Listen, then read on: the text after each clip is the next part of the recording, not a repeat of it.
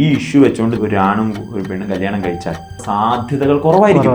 100% നമ്മുടെ കയ്യിൽ കൺട്രോളിലുള്ള നമുക്ക് പരിഹരിക്കാൻ പറ്റുന്ന ഒരു 1-2 മാസത്തിനുള്ളിൽ തന്നെ റിവേഴ്സ് ചെയ്യാൻ പറ്റുന്ന കാര്യത്തിനെ വർഷങ്ങളോളം കാത്തിരുന്ന് ഒരു കാര്യവും ചെയ്യാതെ അതിനെ നമ്മൾ മൈൻഡ് ചെയ്യാതെ പിന്നീട് കല്യാണം കഴിഞ്ഞ് കോംപ്ലിക്കേഷനായി നോർമലായിട്ട് കൺസീവ് ചെയ്യാൻ പറ്റാതെ പിന്നീട് IVF-ലോട്ടോ മറ്റു ട്രീറ്റ്മെൻറ്റിലോട്ടോ പോയിട്ടാണ് നമ്മൾ ഇതിനെപ്പറ്റി ആലോചിക്കുന്നത്. അന്നത് പരിഹരിച്ചാൽ മതിയായിരുന്നു എന്നുള്ളത്. ഒരാൾക്ക് എത്ര തവണ IVF ട്രീറ്റ്മെൻറ്റ് എടുക്കാൻ പറ്റും?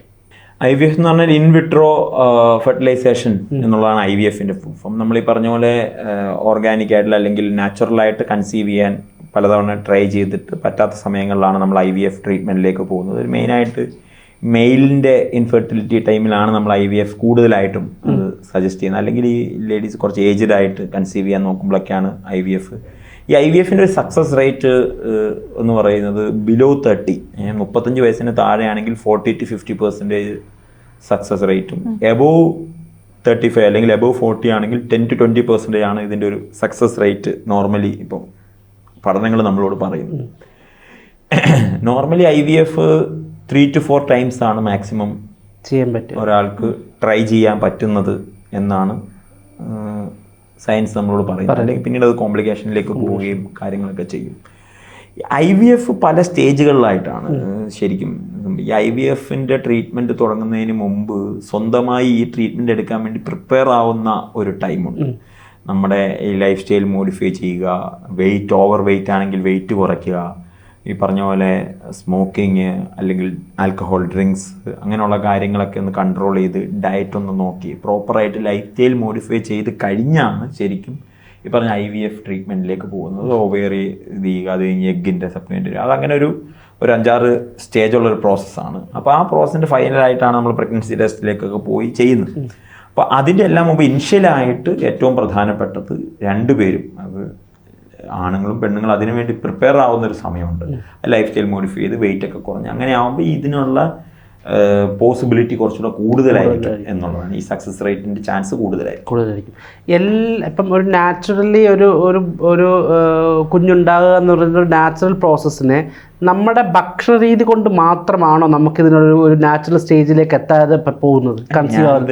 ഞാനിത് പലപ്പോഴും ഞാൻ പറഞ്ഞിട്ടുണ്ട്. ഈ IVF-ൽ ട്രീറ്റ്മെൻറ്റിലേക്ക് പോകുന്നത് അല്ലെങ്കിൽ നിങ്ങളൊരു ഇൻഫെർട്ടിലിറ്റി ട്രീറ്റ്മെൻറ്റിലേക്ക് പോകുന്നതിനോട് എനിക്ക് വിരോധമില്ല. പക്ഷെ അതിനു മുമ്പ് നിങ്ങൾ ചെയ്യേണ്ടതെല്ലാം നിങ്ങൾ ചെയ്തോ എന്നൊരു ചോദ്യം നമ്മളോട് തന്നെ പലപ്പോഴും ചോദിച്ചു നോക്കേണ്ടത് വളരെ അത്യാവശ്യമാണ്. ഇപ്പോൾ ഈ പറഞ്ഞ തൈറോയിഡിൻ്റെ ഇഷ്യൂ ആയിരിക്കും, ചിലപ്പോൾ ഡയബറ്റിക്കിൻ്റെ ഇഷ്യൂ ആയിരിക്കും, അല്ലെങ്കിൽ ഓവർ വെയിറ്റ് ആയിരിക്കും. അപ്പോൾ എന്താണ് നമ്മളുടെ ഇഷ്യൂ?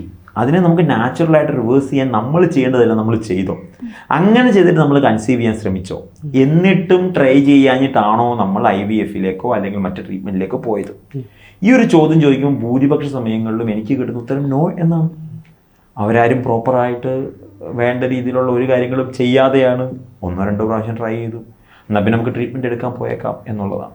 ഇത് പറയാൻ പാടുണ്ടോ ഇല്ലയോ എന്നറിയില്ല. പക്ഷെ ഒരു കാര്യം ഉറപ്പാണ്, നമുക്ക് ഈ പറഞ്ഞ ബിസിനസ്സുകളിലെ ഇപ്പം ഈ ക്ലിനിക്കുമായിട്ട് ബന്ധപ്പെട്ട ബിസിനസ്സുകളിൽ 2-3 ബിസിനസ്സുകൾക്ക് ആൾക്കാർ ഒരിക്കലും ഇവിടെ ഇതിനിവിടെ റിസൾട്ട് ഇല്ല, അല്ലെങ്കിൽ ഇവിടെ ട്രീറ്റ്മെൻറ്റ് എടുത്തിട്ട് കാര്യമില്ല എന്ന് പറയുന്ന 1-2 ബിസിനസ് ഏരിയ ഉണ്ട്, അല്ലെങ്കിൽ ഒരു ട്രീറ്റ്മെൻറ്റ് ഏരിയ ഉണ്ട്. അതിലൊന്ന് ഈ പറഞ്ഞ ഇൻഫെർട്ടിലിറ്റി ട്രീറ്റ്മെൻ്റ് ആണ്, 2 ഈ സെക്ഷൽ ഇഷ്യൂസാണ്, 3 നിങ്ങൾ ഈ പറഞ്ഞ ഓട്ടിസം പോലത്തെ കാര്യങ്ങളാണ്. ഇതിനൊക്കെ നിങ്ങൾക്ക് ഒരിക്കലും ട്രീറ്റ്മെൻറ്റ് എടുത്ത് കഴിഞ്ഞാൽ അവിടെ തിരിച്ചു പോയിട്ട് ഇവിടെ റിസൾട്ട് ഇല്ല കേട്ടോ, അല്ലെങ്കിൽ ഇവിടുത്തെ ട്രീറ്റ്മെൻറ്റ് കൊള്ളത്തില്ല എന്ന് നമ്മൾ പറയില്ല. പക്ഷേ ഇപ്പം കേരളത്തിൽ നോക്കിക്കഴിഞ്ഞാൽ ഒരു IVF ഹബ്ബായി മാറിക്കൊണ്ടിരിക്കുക. IVF ഹബ്ബായി മാറുന്നതിൻ്റെ ഒരു പ്രധാനപ്പെട്ട കാരണം നമ്മളുടെ ലൈഫ് സ്റ്റൈൽ എത്ര മോശമാണ്.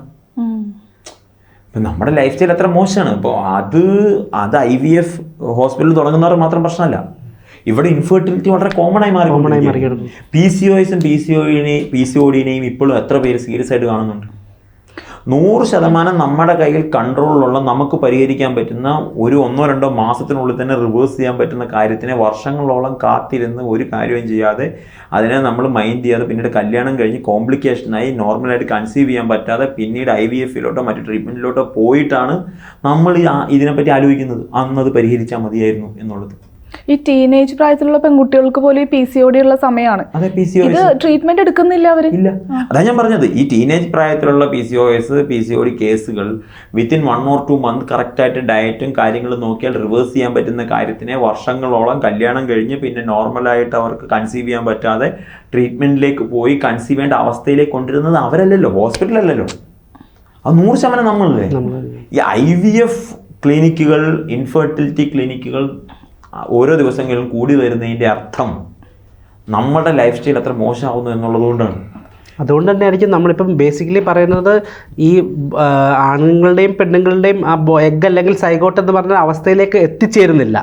ഇല്ലാത്തതുകൊണ്ടാണ് നോർമലായിട്ട് നിങ്ങൾക്കൊരു ഓവർ വെയിറ്റ് ഉണ്ട്, നിങ്ങൾ ഡയബറ്റിക്കിലേക്ക് ടെൻഡൻസി ഉള്ളൊരു ശരീരമാണ്, ഫാറ്റി ലിവറിൻ്റെ ഇഷ്യൂ ഉണ്ട്, നിങ്ങൾ നന്നായിട്ട് സിഗരറ്റ് വലിക്കുന്ന ആളാണ്, അതേസമയത്ത് ലേഡീസിന് PCOSൻ്റെ ഇഷ്യൂ ഉണ്ട്.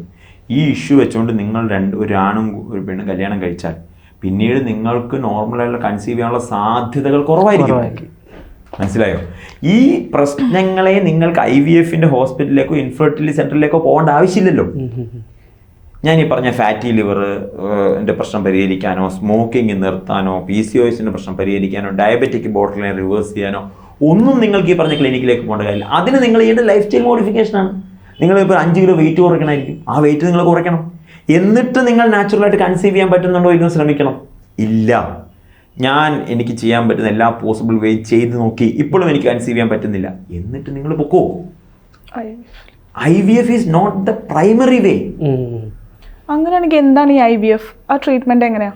അത് ഞാൻ പറയാം, ഇൻവിട്രോ ഫെർട്ടിലൈസേഷൻ എന്ന് പറയുന്ന ഒരു ട്രീറ്റ്മെന്റിന്റെ പ്രൊസീജിയർ വളരെ വലുതാണ്. ഒരു 6 സ്റ്റേജസ് ഉള്ള പ്രൊസീജിയറാണ്. അതിന്റെ സ്റ്റാർട്ടിംഗ് സ്റ്റേജിലാണ് ഈ പറയുന്ന നമ്മുടെ ലൈഫ് സ്റ്റൈൽ മോഡിഫിക്കേഷൻ ചെയ്യുന്നത്. അതിനുശേഷമാണ് ഈ IVFലെ ഈ എഗ്ഗിലേക്ക് പോവുകയും പിന്നെ എഗ്ഗ് ഫെർട്ടിലൈസ് ചെയ്തെടുക്കുകയും ചെയ്യുന്ന ഒരു ട്രീറ്റ്മെന്റിൽ, ഒരു പ്രൊസീജിയറിലേക്ക് അവർ കടന്നു പോകുന്നത്, IVFന്റെ ട്രീറ്റ്മെന്റിലേക്ക് കടന്നു പോകുന്നത്. ഇത് എപ്പോഴും ചെയ്യുന്നത് 90% സമയം അല്ലെങ്കിൽ ഒരു മോർ ദാൻ മെജോറിറ്റി സമയങ്ങളിൽ ചെയ്യുന്നത് മെയിൽ ഇൻഫെർട്ടിലിറ്റിയുടെ ഭാഗമായിട്ടാണ് ഈ IVF ട്രീറ്റ്മെന്റ് നമ്മൾ ചെയ്യുന്നത്. ഈ പ്രൊസീജിയർ ചെയ്യുമ്പോൾ എഗ്ഗിന്റെ ഡെവലപ്മെന്റ് കാര്യങ്ങളൊക്കെ കണ്ട് അവസാനം പ്രഗ്നൻസി ടെസ്റ്റ് ചെയ്ത് നോക്കും, ഡെവലപ്പ് ആയോ ഇല്ലയോ എന്നറിയാൻ പറ്റും.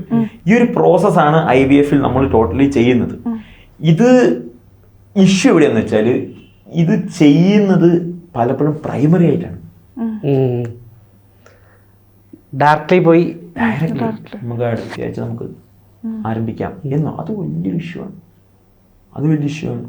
പിന്നെ ആദ്യമേ ഡിപ്പെൻഡ് ചെയ്യാൻ പറ്റുന്ന ഒരു കാര്യമാണ് IVF എന്നാണ് ഇപ്പോൾ ആളുകൾ വിചാരിച്ചിരിക്കുന്നത്. സോ അങ്ങനെയാണെങ്കിൽ ആഫ്റ്റർ IVF കൺസീവ് ചെയ്താലും ആ കുട്ടിക്കും ആ പേരൻസിനും ഹെൽത്ത് സൈഡ് എഫക്ട്സ് ഉണ്ടാവാൻ സാധ്യതയുള്ളൂ? ഇല്ല, അങ്ങനത്തെ വലിയ ഇഷ്യൂസ് ഉണ്ടാവാൻ സാധ്യതയില്ല.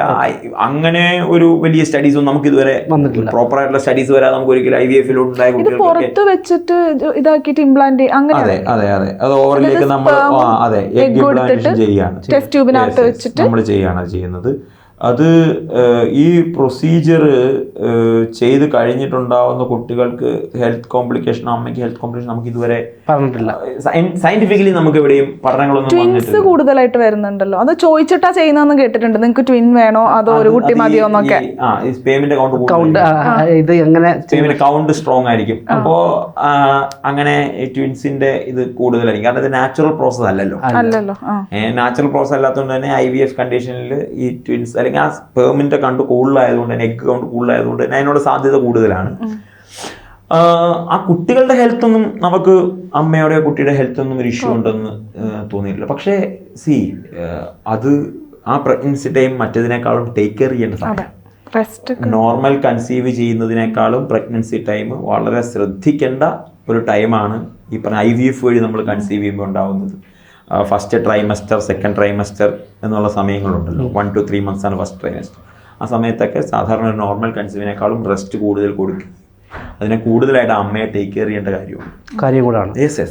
അപ്പം ഈ പറഞ്ഞ പോലെ ഈ നാച്ചുറൽ അല്ലാത്തൊരു പ്രോസസ്സ് ആയതുകൊണ്ടാണോ ഈ ഒരു കൺസേൺ കൂടുതലാണ്. നാച്ചുറൽ അല്ലാത്ത പ്രോസസ്സ് ആയതുകൊണ്ടാണ് ആ സമയത്ത് റെസ്റ്റ് കൂടുതലാണ്, കോംപ്ലിക്കേഷൻ വരാനുള്ള സാധ്യതകൾ കൂടുതലാണ് എന്നൊക്കെ പറയുന്നത്. IVF സക്സസ് ആയി എന്ന് നമ്മൾ പറയുന്ന അതായത് ഒരു കംപ്ലീറ്റ് ആകുമ്പോഴാണല്ലോ അതിനിടയ്ക്കുള്ള കോംപ്ലിക്കേഷനുള്ള സാധ്യതയും വളരെ കൂടുതലാണ്.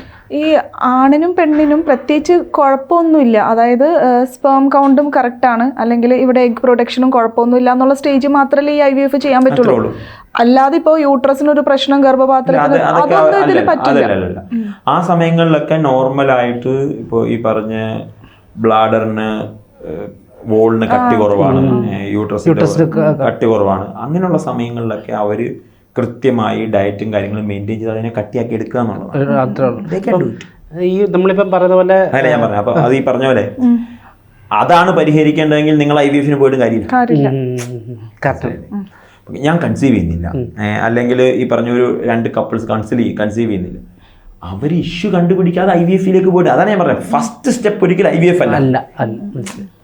മനസ്സിലായോ? പിന്നെ ഇപ്പം നാച്ചുറോപ്പതി പോലെ അധികം മരുന്നുകളെ ആശ്രയിക്കാതെ ചെയ്യുന്നൊരു ട്രീറ്റ്മെൻറ്റിൽ ഈ IVF പോലൊരു ട്രീറ്റ്മെൻറ്റ് ഫെസിലിറ്റി കൊടുക്കാൻ അല്ലെങ്കിൽ പറയാൻ സാധിക്കൂ? അല്ല, IVF നമ്മൾ ഇൻഫെർട്ടിലിറ്റിയുടെ കാര്യത്തിൽ നാച്ചുറോപ്പതി പോലുള്ള അല്ലെങ്കിൽ ആയുർവേദം പോലുള്ള സ്ഥലങ്ങളിൽ ഈ പറഞ്ഞ ലൈഫ് സ്റ്റൈൽ മോഡിഫിക്കേഷൻ നടക്കും. ഈ പറഞ്ഞ ഒരു ഹസ്ബൻഡ് ആൻഡ് വൈഫ് വന്ന് സ്റ്റേ ചെയ്യുമ്പോൾ അവരുടെ ലൈഫ് സ്റ്റൈൽ മോഡിഫിക്കേഷൻ നടക്കും. അപ്പോൾ ഈ പറഞ്ഞാൽ അവരുടെ വെയിറ്റ് കുറയാൻ സാധ്യതയുണ്ട്, അവർക്ക് ലൈഫ് സ്റ്റൈൽ ഇഷ്യൂസ് ആയിട്ടുള്ള പ്രശ്നങ്ങൾ. അത് കഴിയുമ്പോൾ നോർമലായിട്ട് കൺസീവ് ചെയ്യാനുള്ള സാധ്യതയും കൂടുതലായിരിക്കും. അത് അവരുടെ ശരീരം ഓക്കെ ആകുമ്പോൾ അവരതിനു വേണ്ടി പ്രിപ്പയർ ആയി സംഭവിക്കുന്നതാണ്. അല്ല, ഇപ്പം നമ്മളിപ്പോൾ ഒരു ഡൗട്ടോട് ചോദിക്കുന്നത്, അപ്പം ഡോക്ടറിൻ്റെ അടുത്ത് വരുന്ന ഒരാൾ കൺസീവ് ആയില്ല എന്ന് പറയുന്നില്ല, അപ്പം ആ ട്രീറ്റ്മെൻറ്റ് ചെക്കപ്പ് നടത്തി കഴിഞ്ഞാൽ ഈ ഒരു 21 ദിവസത്തെ അല്ലെങ്കിൽ ഒരു ഡയറ്റ് പ്ലാൻ ചെയ്ത് കഴിഞ്ഞാൽ നിങ്ങൾക്ക് സാധ്യതയുണ്ടെന്ന് നമുക്ക് പറയാൻ പറ്റുമോ? ഞാൻ പറഞ്ഞില്ലേ, അവരുടെ ഹെൽത്ത് ഓക്കെ ആകുമ്പോൾ കൺസീവ് ചെയ്യാനുള്ള സാധ്യത വളരെ കൂടുതലാണ്. ഓക്കെ. ഇപ്പം നമുക്കൊരിക്കലും ക്ലെയിം ചെയ്യാൻ സാധിക്കത്തില്ല. നമ്മൾ ക്ലെയിം ചെയ്യുന്നത് ശരിയല്ല. നിങ്ങൾ ഇൻഫെർട്ടിലിറ്റി പരിഹരിക്കാൻ പറ്റും ക്ലെയിം ചെയ്യുന്നത് മരുന്ന് കഴിക്കാതെ ഇപ്പം നിങ്ങൾക്ക് ഇൻഫെർട്ടിലിറ്റിക്ക് കാരണം ഇന്ന കാര്യം B12 അല്ലെങ്കിൽ എന്തെങ്കിലും ആയിക്കോട്ടെ, ഒരു വിറ്റാമിൻ്റെ കുറവ്, അല്ലെങ്കിൽ പ്രോട്ടീൻ്റെ കുറവ്, അല്ലെങ്കിൽ കൊളസ്ട്രോളിൻ്റെ കൂടുതൽ എന്തെങ്കിലും ആയിക്കോട്ടെ, ലൈഫ് സ്റ്റൈൽ ഇഷ്യൂസ് ആയിക്കോട്ടെ, അത് നമുക്ക് ക്ലിയർ ഔട്ട് ചെയ്ത്. അതെ. ഇപ്പം ഞാൻ പറഞ്ഞില്ല, എന്നെ പോലെ ക്ലിനിക്ക് നടത്തുന്ന ഹോസ്പിറ്റലിലൊക്കെ വന്ന് സ്റ്റേ ചെയ്ത് കുറേ ദിവസം സ്റ്റേ ചെയ്ത് തിരിച്ചുപോയ ആളുകൾ വളരെ കുറച്ച് പേര് നമ്മളെ വിളിച്ചുകൊണ്ട് ഡോക്ടറെ ഞങ്ങൾ കൺസീവ് ആയി എന്ന് പറയാറുണ്ട്. അപ്പം അതിനർത്ഥം നമ്മുടെ ഹോസ്പിറ്റലിൽ ഇൻഫെർട്ടിലിറ്റിക്കുള്ള ട്രീറ്റ്മെൻറ്റ് ഉണ്ടെന്നല്ല, നമ്മുടെ ഹോസ്പിറ്റലിൽ നമ്മൾ ഹെൽത്ത് മെയിൻറ്റെയിൻ ചെയ്യാനുള്ള ട്രീറ്റ്മെൻറ്റ് കൊടുക്കുന്നുണ്ട്. അപ്പോൾ ആ ഹെൽത്ത് മെയിൻറ്റെയിൻ ചെയ്യുമ്പോൾ ചിലപ്പോൾ നാച്ചുറലായിട്ട് കൺസീവ് ചെയ്യുന്നുണ്ടാവോ? ആ നാച്ചുറലായിട്ട് കൺസീവ് ചെയ്യാനുള്ള സാധ്യതകൾ പരിശോധിക്കാതെയോ അല്ലെങ്കിൽ അത് ശ്രദ്ധിക്കാതെയോ ആണ് നമ്മൾ പലപ്പോഴും ഈ IVF-ലേക്ക് പോകുന്നത്. അങ്ങനെ പോകുന്നതിനെയാണ് നമ്മൾ അങ്ങനെ വേണോ എന്നുള്ള ചോദ്യം ചോദിക്കുന്നത്. അല്ലാതെ നമ്മളെല്ലാം ട്രൈ ചെയ്തു, എൻ്റെ എല്ലാ ബ്ലഡ് പാരാമീറ്റേഴ്സ് ഓക്കെയാണ്, ഞങ്ങൾ എല്ലാം ചെയ്തു, ഇനി ഞങ്ങൾക്കൊന്ന് IVF ട്രൈ ചെയ്തോളൂ. പക്ഷേ IVF ചെയ്യുമ്പോഴും 40% ആണ് 35 വയസ്സിന് താഴെ സക്സസ് റേറ്റ്, 35 വയസ്സിന് മേളിൽ 10 to 20%, അതായത് 15% സക്സസ് റേറ്റ് എന്നുള്ളത് നമ്മൾ മനസ്സിലാക്കണം. സോ ഇതൊരു പെർമനൻറ്റ് സൊല്യൂഷൻ അല്ല എന്നുള്ളത് നമ്മൾ മനസ്സിലാക്കി നമ്മൾ അതിനു മുമ്പ് നമുക്ക് ചെയ്യേണ്ട കാര്യങ്ങളെല്ലാം നമ്മൾ ചെയ്തു വെക്കണം എന്നുള്ളതാണ് സത്യം.